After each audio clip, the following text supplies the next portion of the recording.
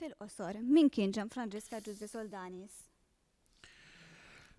Twilet Għawdex kien iħobb jaqra ħafna, kien iħobb jikteb ħafna, kellu ħafna ħin fidejh u flok ma kien iqattaw fil-vizzi, kien iqattaw fl-istudju ta' kull ħaġa marbuta mal-gżira tiegħu ma' Għawdex. Bena ħafna kuntatti u ippromova ħafna ġab ħafna l-qudiem l-identità Maltija. Għalkemm ma nistgħux ngħidu li Giuseppe Soldanis huwa l-akbar studjuż ta' dik il-ħabta, żgur li kien l-akbar promutur dik il-ħabta. Bis-saħħa tiegħu ħafna nies fl-Ewropa saru jafu li Malta għandha l-istorja tagħha, il-lingwa tagħha, pajsaġġ naturali li jidentifika, għandha ħafna tradizzjonijiet reliġjużi partikolari għaliha. Jiġifieri ikkontribwixxa immensament. De Soldanis kif semmejt inti kien ukoll qarrej klubi, fost l-oħrajn u kien anki jsellef il-kodba mill-Liberija mdaqsa tiegħu l-istudjużi oħra. Apparti dan kellu wkoll diversi kuntatti ma' kittiba barranin.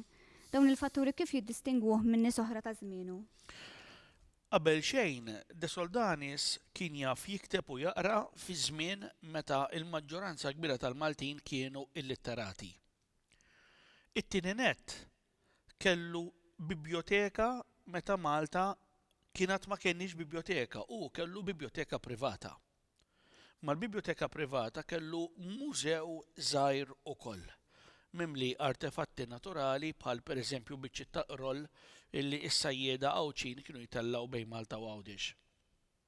Qroll kienu jiġbruh minn bejn Malta u Għawdex.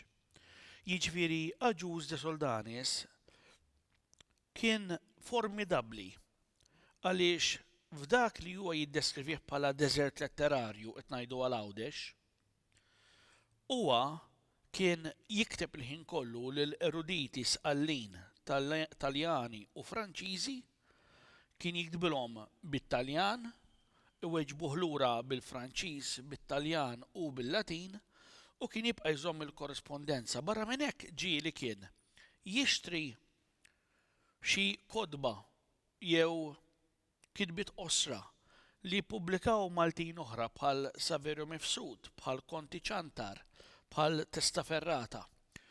Jixtri għatta kopji minn ta' sħabu il-Maltin, pereżempju 5 kopji ta' kull awtur, u jibgħathom barra minn Malta. Allura qed ixerret il-kotba ta' sħabu. U il-barranin kienu jpattulu, skużani, kienu jpattulu billi kull ħaġa li jippubblikaw barra jibatu ilu. B'dan il-mod huwa kattar il-biblioteka privata tiegħu għaliex fil-fatt fi żmien Giuseppe Soldanis ma kenniex ħwienet tal-kotba. B'dan naraw li De Soldanis kien ta' ispirazzjoni kbira, taħseb li seta' jeleb l-iżolament kulturali totalment? Innexxielu jelbu b'żewġ affarijiet. Bis-saħħa tal-kitbiet tiegħu ta' litri lil eruditi differenti fl-Ewropa u bis-saħħa tas-safar. Il-De Soldanis insibuh jikteb lil sqallin Taljani u Franċiżi, jiktbilhom ħafna drabi bit-Taljan, jiktbilhom fuq il-ħwejjeġ ġodda li kienu qed isiru Malta. Ngħidu aħna meta taħt Pinto fetħu l-istamperija tas-Sultan fl-1756, insibu lil De Soldanis jikteb sqallija u Pariġi jarrafhom il-infetħed l-istamperija mamra b'kollox u allura issa il-Maltin jistgħu jippubblikaw ukoll. Irridu ngħidu li l-kitba tal-itri kienet fenomenu komuni ħafna fost l-eruditi fl-Ewropa. Bejniethom daw kienu jagħmlu ċirku xibka bl-Ingliż network ta' nies bravi li jikkomunikaw ma' xulxin, kienu jsejħula Repubblika Letterarja, isek qed titkellem fuq l-internet illum il-ġurnata.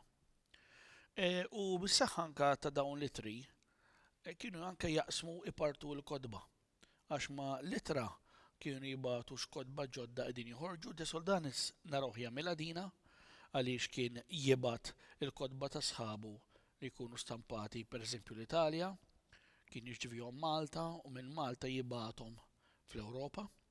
U il-barranin kienu jipattulu billi jibatulu kodba li l-De Soldanis kienu jinteressaw. Fil-fatt, ħaġa li torqtok ħafna hija illi f'kull studju li jagħmel De Soldanis jikwota ħafna u ħafna kidbiet. De Soldanis kien bniedem ta' bilħaq erudit meta tqis illi l-Maltin ta' żmienu kienu bdiewa jew sajjieda u moħħhom fil-kaċċa u jekk hux ħatamel ix-xita ovvja minħabba l-għajxin tagħhom li De Soldanis insebuh interessat fl-arkeoloġija sewa u fl-iżviluppi kulturali li jkunu isiru u anki fl-aħbarijiet. Jiġifieri jekk il-Maltin jaħtfu bastiment Tork, ara li De Soldanis jiddeskrivi l-ġrajja bl-eruq xniexel, jiena nistħajlu kien qisu ġurnalista dik il-ħabta. Imbagħad għandek il-każ tas-safar. Jiġifieri De Soldanis kien isifer, meta isifer jagħmellek 6 xhur, sentej u nofs, nafu li mill-inqas sifer 3 darbiet, trid tqis li peress li dan ħajdum ħafna msifer irrid imant tnidilu nnifsu, mela jew jorqod f'lukandi u jrid iħallas jew inkella jorqod għand l-ordnijiet reliġjużi.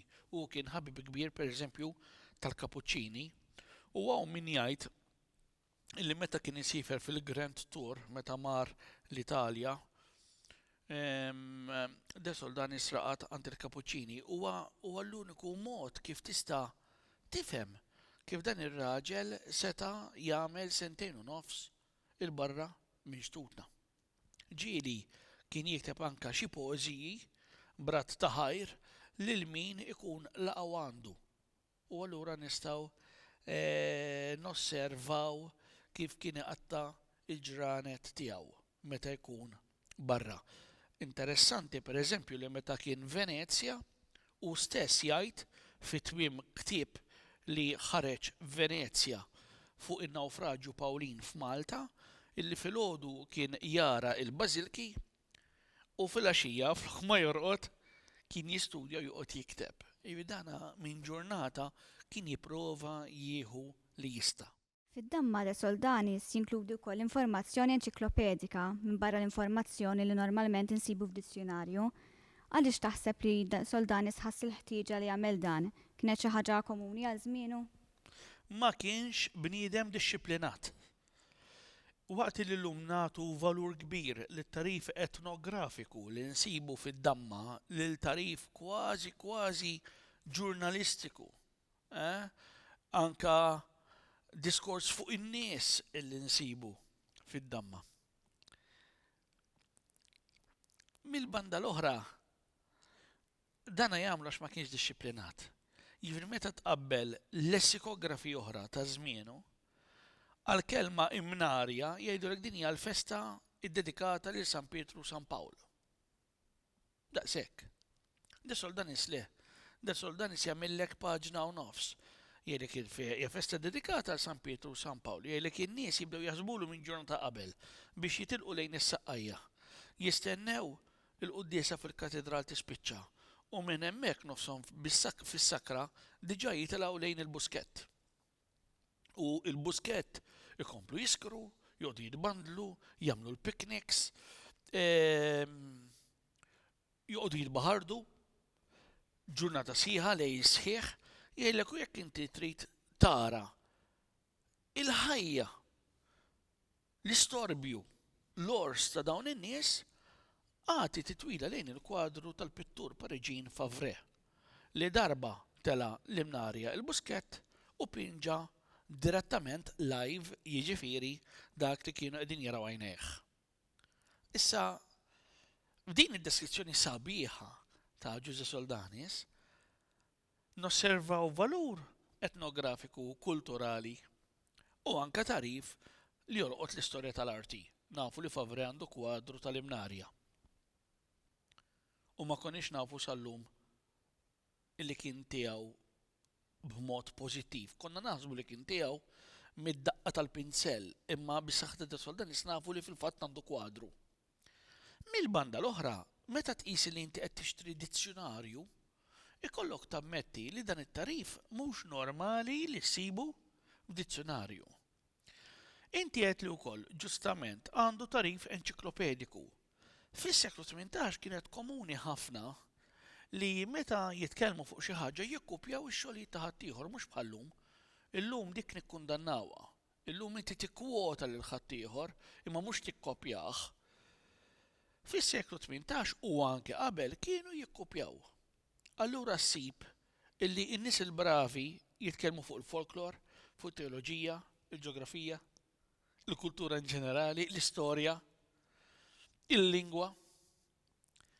Mhux bil-forsi x'ikun għamel riċerka oriġinali, imma x'ikun saba minn fuq ħaddieħor. Kemm taqbel miegħi jekk ngħidlek li fid-damma De Soldanis minn barra rwol tal-lessikografu jieħu wkoll dak ta' storiku, folklorista u anke saċerdot.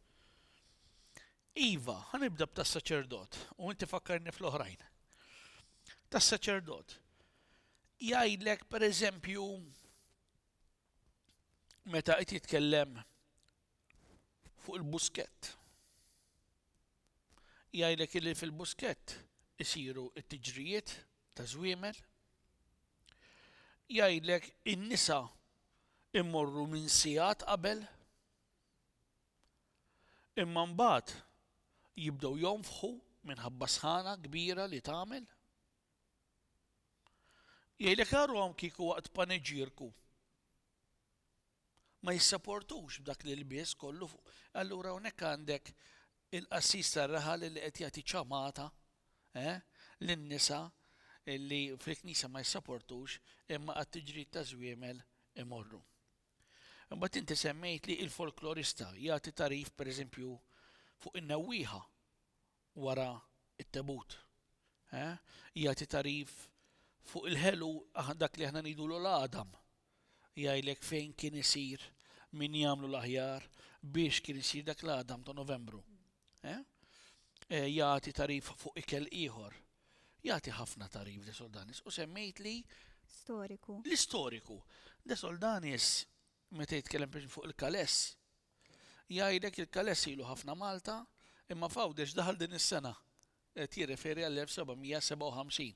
Fil-fatt bis-saħħa ta' referenzi bħal dawn napprezzaw illi d-damma dam jaħdimha xi 10 snin.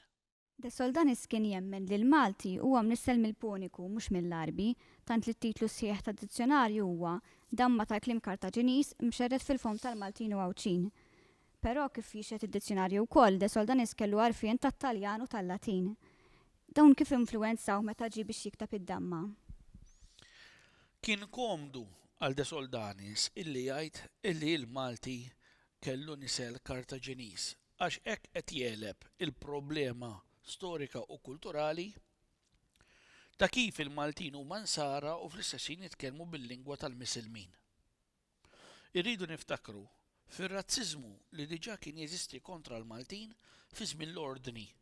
Jiġifieri xi kavallieri kienu jaqbdu mal-Maltin għaliex jitkellmu bħall-Arab. Il-kavallieri niftakru li kellhom demm nobli, almenu hekk kienu jgħidu, u l-Maltin kienu jitkellmu bħall-Arab. Mela mod kif inti teleb din il-problema hija li tammetti li l-Malti huwa lingwa ta' natura semitika. Imma mhux Arbi, Kartaġiniż jew Feniċju. Għaliex għax il-Feniċju u l-Kartaġiniżi mhumiex Misilmin. Mela qed nammetti li huwa semitiku imma mhux qed nitabba bit-tabija tal-Iżlam. Il-Maltin qatt ma kienu Misilmin allura. Dik l-ewwel waħda. It-tieni, fl-Ewropa, pereżempju Pariġi stess, kienu jemnu illi n-nies li kienu jgħixu it-Toskana u l-Lazio qabel ir-Rumani, l-Etruski, kellhom lingwa li kienet marbuta mal-Kartaġiniż.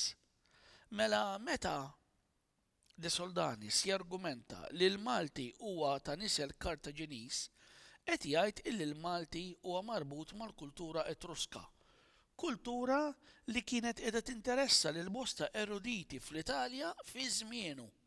Allura lil De Soldanis pereżempju nsibuh membru ta' tal-istudju tal-Etruskoloġija. Għada f'Kortona. U kull meta kien imur Ruma kien dejjem jipparteċipa fid-diskussjonijiet ta' din Laqda kien jaqbillu De Soldanis jargumenta hekk għax minnaħa qed jagħti risposta lil kavallieri li l-Maltin mhumiex Arab. Mill-banda l-oħra qed jipprova juri li jekk inti tistudja il-Malti tista' tifhem il-monumenti Etruski mikxufa fl-Italja. Kien jaqbillu. Fid-dizzjonarju tiegħu huwa juri li kien inklużiv tal-klassijiet soċjali kollha, fost oħrajn insibu referenzi għal termi tal-irħula, tan-nies tal-port u anke tat-tfal. Taħseb li din hija riflessjoni ta' trobbija u ħajtu stess? Jien naħseb li hawnhekk għandu l-mertu li mexa l-quddiemu għaliex jekk tqablu ma' lessikografi li ġew warajh. Min ġie warajh il-Malti kien il-Malti tar-raħlin biss.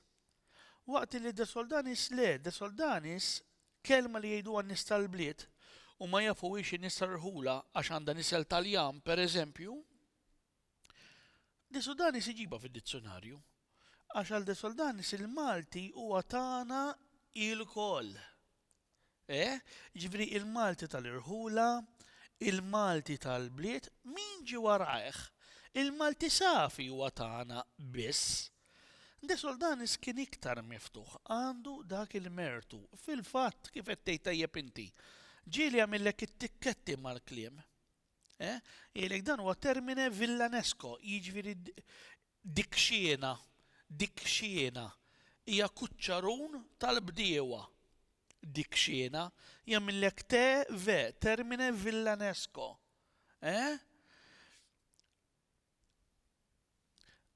Matriħi illum ngħidula ma tafx termine villanesca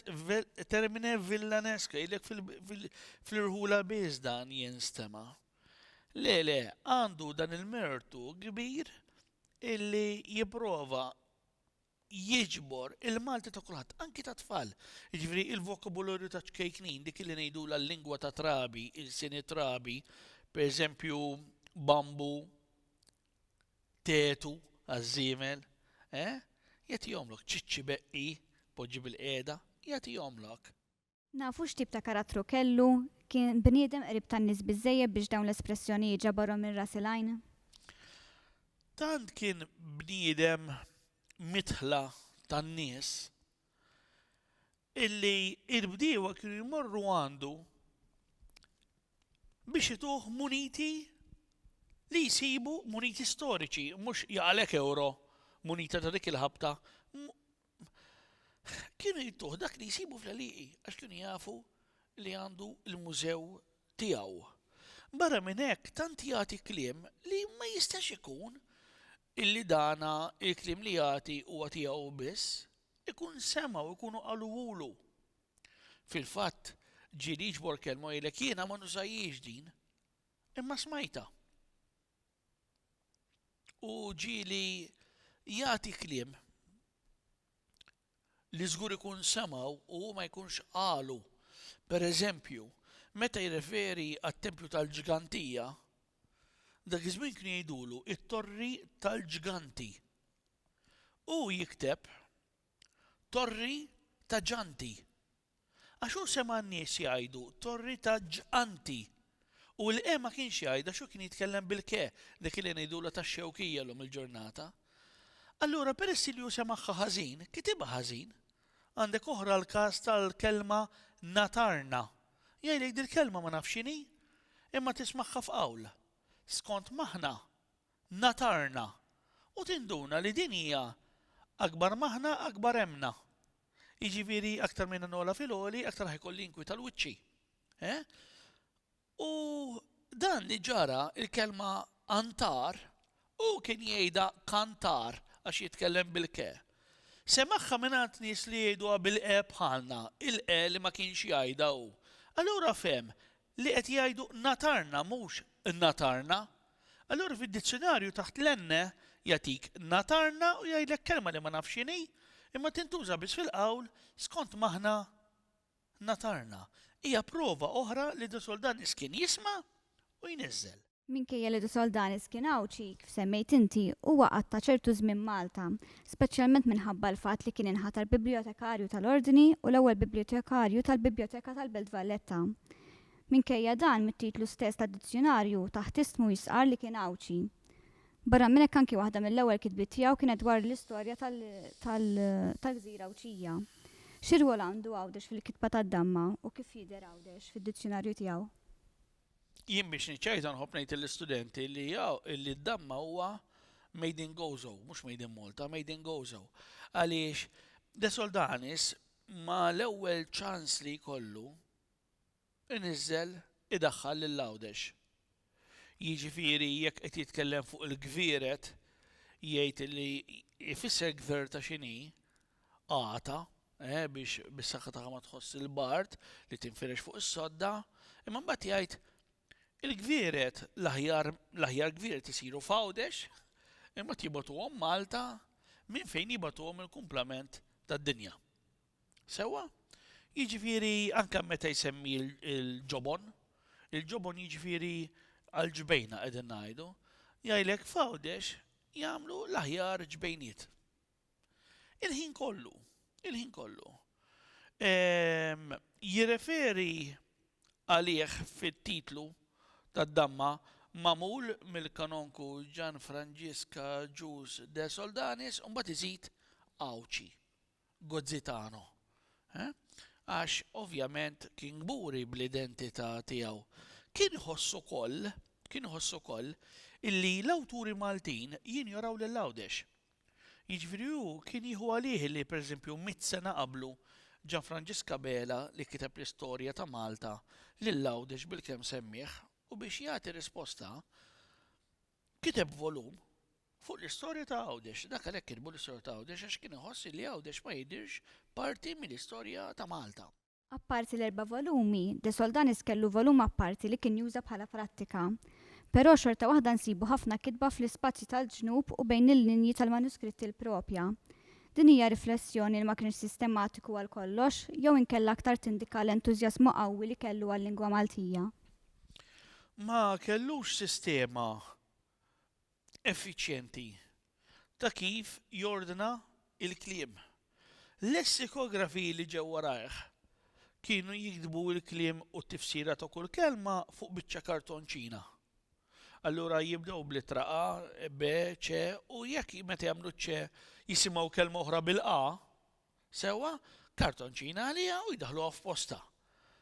Allura jkollok id-dizzjonarju ma jkunx miktub mill-ewwel fuq il-manuskritt imma jkun magħmul minn biċċiet tal-kartonċin f'kexxun. Sewwa? De Soldanis le. De Soldanis kien jibda bl-ittra A. Kien jiktibha fuq pitazz manuskritt.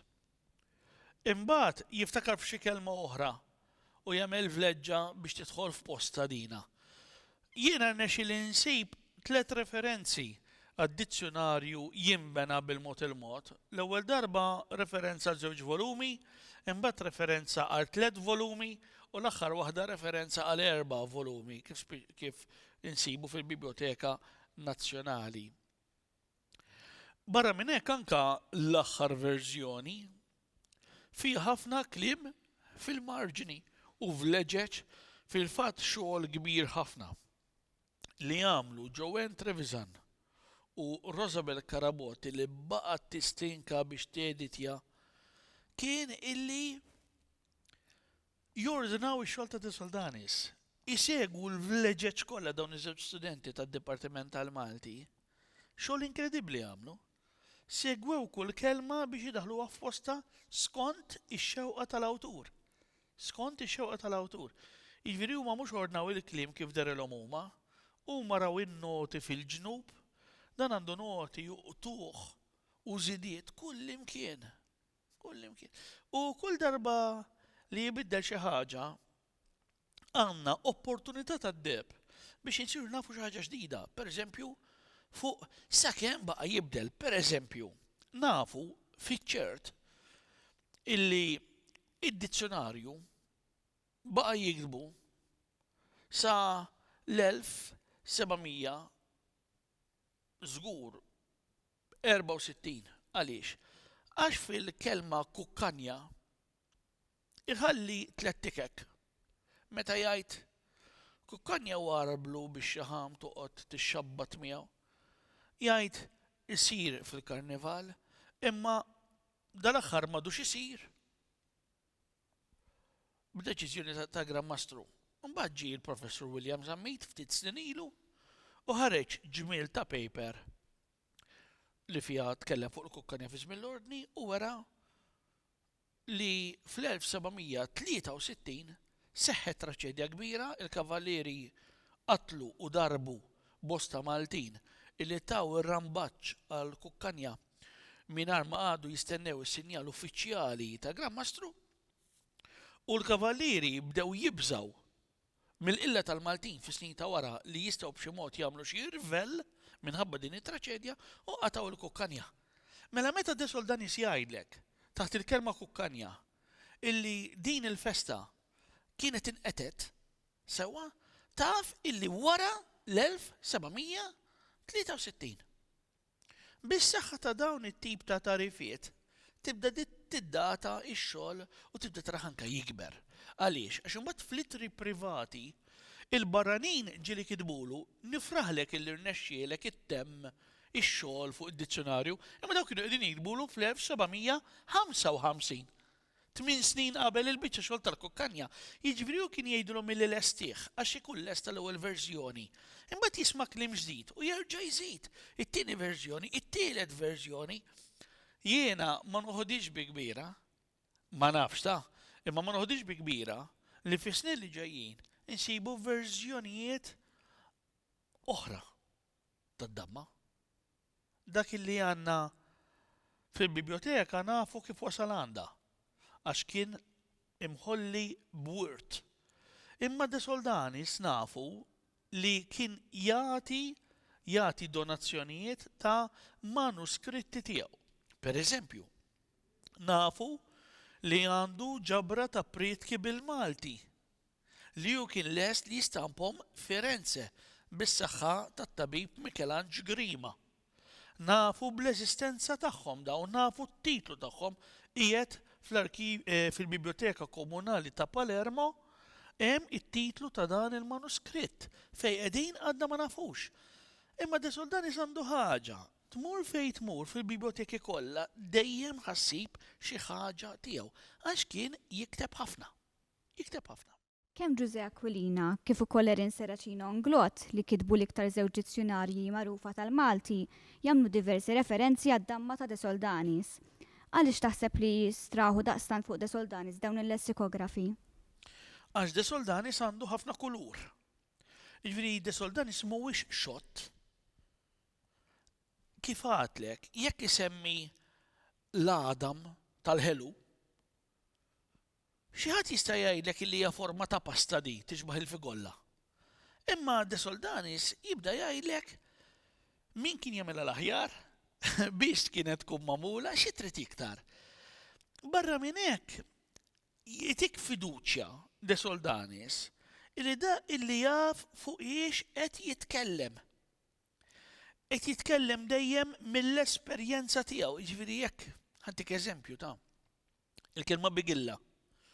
Jgħidlek dil-kelma ma dix tintuża, inti kif tara? Tgħid hawnhekk de Soldanis dan għax lessikografu biex jgħidlek il-bigilla ma dix tintuża u jekk ma dix tintuża dil-kelma u kif jafa. Imma mbagħad jiddeskrivilek, jgħidlek dil-kelma jagħtiha magri 100 sena ilu. Jgħidlek dil-kelma jfissirha bħala ful niexef, jgħidlek jiena qatt ma smajta. Imbagħad inti tmur għall-lezzjoni, issaqsi lill-istudenti għawċin il-kelma bigilla jgħidulek aħna ma nużawix bigilla. Jgħidulek nafuha nafuha mit-television mir-reklami. Fil-fatt, l-għawċin jgħidu li għal-kelma bigilla x'inhi, jgħidu li d-dip. Il-Malti meta saqsihom x'inhi bigilla qatt ma jgħidulek dip, jgħidulek bigilla. Għax wieħed jafa bħala prodott. Jiġifieri de Soldanis huwa għawċi u ċertu kliem jgħidlek jiena ma smajtux. Barra minn hekk ta' min toqgħod fuq de Soldanis ħafna iktar pereżempju minn vassalli ħanejlek għaliex. Meta jiġi biex qed il-plurali għandek jum taħt il-je, il-plural ta' jum x'inhu? Jiem. Taħt de Soldanis ma ssibux taħt il-je, isibu taħt it-te. Għax il-plural għal de Soldanis huwa tijiem. Għax għandna ngħidu 9 tijiem. it-te marbuta ma jorbutix man-numru, jorbuta man-nom warajh. Jiġifieri l-iżbalji ta' De Soldanis isirħulek rasek li dan ir-raġel qed jikteb kif jitkellem. Għandhom valur ikbar. Waqt li għaxat bħal vassalli tibda tibża li hemm l-influenza tal-Arbi. U tgħid imma dil-kelma vera kienu jgħidu għal-Maltin jew le. Mela jekk kelma jagħtili De Soldanis kieku jiena kont Giuseppe Akulina jew Erin Serracino Anglot kif qed inti, iktar inserraħ rasi li dik il-kelma qiegħda tingħad. Għaliex taħseb li minkejja dan kollu id-damma jinqas magħrufa minn dawn id-dizzjonarji? Għaliex id-damma għal żmien twil damet manuskritta. U jekk ikollok volum manuskritt biex tiftħu titmur il-Biblioteka Nazzjonali, il-Belt. U min se jmur il-Biblioteka Nazzjonali, mhux se jmur l-istudenti, mhux se jmur il-poplu li imdorri jaqra l-kodba stampati, imma se jmorru riċerkaturi li kapaċi jaqraw dokumenti qodma. Allura l-udjenza li tiftaħ id-damma hija udjenza dejjem magħżula, ħajkunu dejjem ftit nies. Iridu jqogħdu għajnejk biex taqra lil De Soldanis, irid ikollok ħafna sabar biex toqgħod tfittex tuħu qalb iż-żidiet interlineari u fil-ġnub. Allura id-damma kulħadd jaf li hija xi ħaġa kbira, imma ħadd ma ltaqa' magħha. Allura għandna iktar biex nirringrazzjaw il-Joanne Trevisan u l-Rosabel Karabot, speċjalment il-Rosabel Karabot li ħadet fi ħdejha ix-xogħol kollu tal-editjar tad-damma li bis-saħħa ta' entitajiet kulturali bħal Heritage Malta, il-Kunsill tal-Malti, l-Akkademja tal-Malti, il-Fondi ta' Riċerka tal-Università, il-Dipartiment, il-Biblioteka. Daw kollha flimkien ingħaqdu biex jippubblikaw id-damma. U llum wieħed jista' jiksibha dan huwa reklam sewwa mill-mużewijiet kollha ta' Heritage Malta. Jekk nagħtu ħarsa lejn id-dizzjonarju ninnutaw li fil-verità diġà hemm ammont sostanzjali tal-lessiku u li tniżel fid-damma imma li llum il-ġurnata m'għadux jintuża. Xi tgħid dwar dan u tista' semmi xi eżempji? Iva, u xiġifieri jekk jiena ngħidlek il-kelma arinza li kienet ċelebrazzjoni li ssir fl-ewwel tas-sena. Dika id-drawwa inqatat u allura l-Maltin ma jafux din il-arinza x'inhi. Jew inkellek jiena ngħidlek fuq l-istrumenti tal-mużika, illum nafu x'inhu violin u nafu x'inhu violonċell, imma De Soldanis la jagħti violin u laqqas jagħti violonċell jagħti l-oud tad-daqq, oud, injama, jiġifieri. Dik li bl-Ingliż jgħidula l-lute, the-lute, l-oud, l-injama. Jiġifieri, il-lingwa tinbidel għax aħna ma nibqgħux nieklu l-ikel ta' dari, ma nibqgħux nilbsu bħal dari, ma nibqgħux nagħmlu xarna bħal dari, ma nibqgħux nagħmlu l-makeup bħal dari. Ma nibqgħux niddevertu bħal dari. Id-dinja tinbidel il-ħin kollu, aħna ninbidlu l-ħin kollu u l-lingwa qiegħda tirrifletti din il-bidla, din hija xi ħaġa normalissima. Meta jiena nibdel l-abitudni tiegħi, id-drawwa tiegħi, se nitlef il-kliem li tlift assoċjat mal-kultura l-qadima u se nikseb kliem ġdid ta' drawwa ġdida. Jiġifieri llum jekk ngħid illum ngħidu s-siġra tal-miliet. Fi żmien De Soldanis ma kienx siġra tal-miliet. Qegħdin niftehmu, jiġifieri titlef ħaġa u tirbaħ oħra. Imma għalhekk huwa ta' pjaċir u gost illi tiftaħ id-damma għaliex tiġi trasportat fi żmien ieħor. Fi żmien in-nannit tan-nannit. Laqas maħna nitkellmu fuq żmien tant imbiet, fi żmien in-nannu tan-nannu tiegħi. U hija Malta kompletament differenti. Issa kif semmejt inti, id-damma damet ħafna biex tiġi ppubblikata. Taħseb li llum la darba d-damma hija stampata, apparti li hija aktar aċċessibbli saret iktar rikonoxxuta? Jiena naħseb illi iva ir-referenzi għad-damma qegħdin jiżdiedu anke minn dawk li segwi fil-forum tal-internet bħal kelmet il-Malti, meta ikun hemm xi diffikultà, issib bosta illi jagħmlu referenza għad-damma ta' De Soldanis għax illum jekk tixtriha tista' tiftaħ u tfittex u ssib u tikkwota. Imma qabel sakemm kienet għadha kustodji tal-Biblioteka l-Belt ma sejx tagħmilha. Dan huwa l-valur ta' min bħal Kassola sewwa jaqbad manuskritti qodma u jippubblikhom għax jagħmilhom aċċessibbli. meta jagħmluhom aċċessibbli, jiena m'għandix għalfejn immur l-imdina, imma mill-kumdità ta' dari naqrom dan huwa servizz inkredibbli li jagħtu ir-riċerkaturi.